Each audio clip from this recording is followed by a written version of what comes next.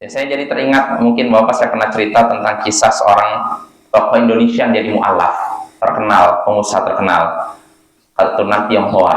Jadi dia ini masuk Islam, padahal dulunya dia agamanya bukan Islam. Apa penyebabnya? Dia cerita sendiri. Dia punya orang tuanya kafir, dia pun kafir. Kebetulan rumah dia di depan masjid, Bapak. Ini masjid depannya. Kebetulan juga toanya mengarah ke dia. Nah, si anak ini seorang pengusaha terkenal, mungkin Bapak juga tahu. Dia ketika itu udah punya ibunya lagi sakit, butuh istirahat. Dia berharap gimana supaya ibu istirahat, tapi yang jadi masalah toa masjid ini mengarah ke rumahnya. Kalau adzan terdengar nyaring sekali. Maka si orang Tionghoa ini waktu itu masih kafir, datangi pengurus masjid, berkata kepada pengurus masjid, Pak Kiai. Jadi dia nganggap semua yang ada di masjid kiai, pengurus masjid, mungkin ketuanya atau apa, dianggap semuanya kiai. Pak Kiai, bisa minta tolong ya, maaf nih, ibu saya sakit, butuh istirahat. Kalau selama ini kalau terdengar suara toa ini, dia kaget sehingga susah istirahat. Nah, bisa tidak saya mohon cukup kalau 3 hari saja, toanya cukup pakai toa dalam, mik dalam, nggak usah mik luar. Cukup 3 hari saja supaya ibu saya bisa istirahat. Nah, namun apa kata pengurus masjidnya? Bijak ya, nggak usah khawatir Pak, Bapak minta 3 hari, saya kasih waktu seminggu.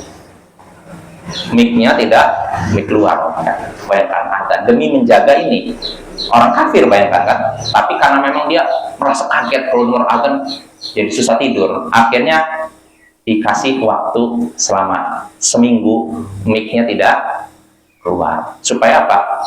Tetangga depan yang non muslim tidak terganggu karena dia sakit loh ya. Nah, akhirnya si orang Tionghoa ini kaget, ternyata Islam tuh toleran sekali ya sama tetangganya yang non muslim, ternyata perhatian, nggak memaksakan ini pendapat mereka. Akhirnya ya sudahlah, dari situ dia tersentuh untuk masuk Islam. Bayangkan Bapak, dikorbankan itu demi supaya orang ini tidak terganggu, Bapak ya. Itu padahal ada, Bapak ya, apalagi selain adzan. Kalau dengar adzan keras saja kadang bisa terganggu kan, apalagi selain adzan. Nah itu Bapak ya, maka kita juga harus bijak.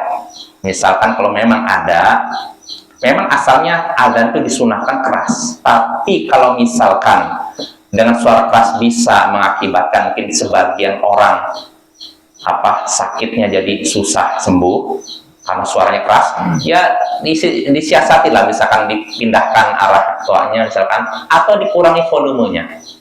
Dan itu nggak dosa Bapak ya, untuk sementara waktu, karena tidak seterusnya. Kalau seterusnya bermasalah ya kan. Tapi kalau sementara waktu nggak masalah.